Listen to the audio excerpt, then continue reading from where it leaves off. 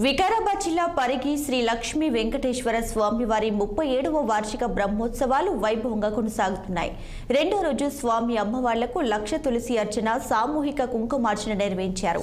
అనంతరం చండీ హోమం, యాగ కార్యక్రమాలు చేపట్టారు. ఈ కార్యక్రమానికి భారీగా భక్తులు హాజరయ్యారు.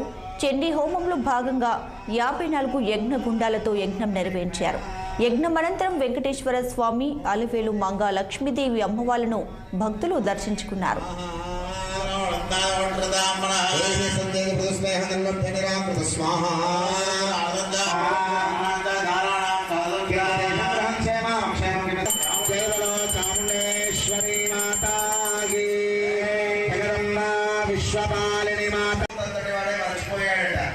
గజేంద్ర మోక్షంలో ఏనుగు కాలుని మొసలు పట్టుకుందట.